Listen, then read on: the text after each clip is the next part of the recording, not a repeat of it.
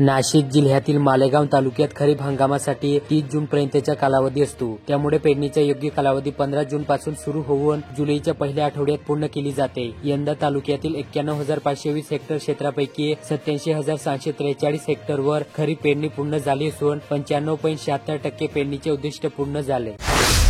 त्र्यंबकेश्वर पुरोहित संघाच्या वतीने दरवर्षीप्रमाणे यंदाही श्री गंगा गोदावरी मंदिरात विश्व कल्याणार्थ शुल्क यजुर्वेदीय संहिता पारायण पार पडले। येवला तालुक्यातील दक्षिणी नगर ते गुजरखेड व गोरखनगर ते विखरणी रस्त्याची अवस्था अत्यंत खराब झाली। गेल्या 10 वर्षापासून या रस्त्यांचे डांबरीकरण व देखभाल झाली नसल्यामुळे नागरिकांना त्रासाला सामोरे जावे लागत आहे। गोटी तालुक्यातील एक महत्त्वाचे औद्योगिक आणि व्यापारी केंद्र असूनही विकासाच्या दृष्टीने अनेक समस्यांचा सामना करीत आहे। शहरातील पाणी प्रश्न हा गेल्या कित्येक वर्षापासून रखडलेला असून कोट्यवधी रुपयांचा पाणी पुरवठा योजना अद्याप अपूर्ण आहे। प्रत्येक निवडणुकीत या प्रश्नावर चर्चा होती, मात्र गोटीकर आजही पाण्यासाठी संघर्ष करीत आहेत।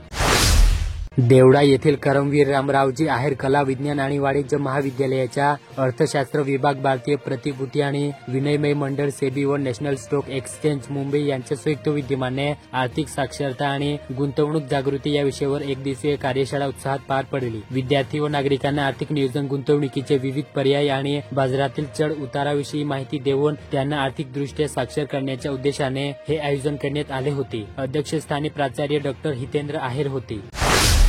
पेठ तालुक्यात पावसाचे माहेरघर समजले जाणारे पेठ तालुक्याला यावर्षी मे महिन्यापासून पावसाने झोडपून काढले। सततच्या पावसाने शेतीचे काम होत नसल्याने भाताची लावणी खडंबली आहे। तालुक्यात आतापर्यंत केवळ 6% भात लावणी झाली।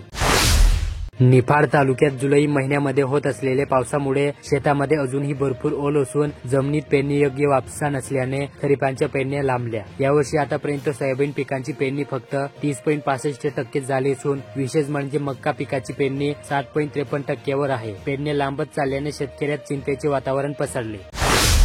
पिंपळगाव बसवंत शहरातील पाणी, वीज व स्वच्छता यासारख्या मूलभूत सुविधांचा तीव्र अभाव जाणवू लागल्यामुळे नागरिकांचा संताप उफाळून आला। ग्रामपंचायतीचे नगर परिषदेत रूपांतर झाल्यानंतरही प्रशासन या सुविधा पुरवण्यात अपयशी ठरले आहे, अशी तीव्र नाराजी नागरिकांनी व्यक्त केली। सिन्नर ठाणगाव रस्त्याची डुबेरे गावापर्यंत अक्षरशः चाळण झाली। त्यामुळे त्रस्त झालेल्या ग्रामस्थांनी येथील डुबरे नाका परिसरात सोमवारी रास्ता रोको आंदोलन करण्यात आले। दिंडोरी तालुक्यातील चाचडगाव येथील दुलाजी पाटील कृषी महाविद्यालयातर्फे येथे मधमाशी पालन व फवारणी द्रावण तयार करण्याची प्रात्यक्षिके झाली। दिंडोरी तालुक्यातील चिंचखेड गावातील विविध सहकारी संस्था आणि संघामध्ये निवडून आलेले पदाधिकाऱ्यांचा नागरी सत्कार ग्रामस्थांच्या वतीने आयोजित करण्यात आला। या सत्कार समारंभाला गावकऱ्यांची उपस्थिती लाभली। कार्यक्रमाच्या अध्यक्षस्थानी विठ्ठल संधान होते। प्रमुख पाहुणे म्हणून कांदवा खरेदी विक्री संघाचे संचालक मधुकर गटकड, मातेरवाडी सोसायटीचे चेअरमन राहुल जाधव, राष्ट्रवादी काँग्रेस युवक तालुका अध्यक्ष कृष्णा मातोरे, राहुल कावडे, पंढरीनाथ पगार मंचावर उपस्थित होते।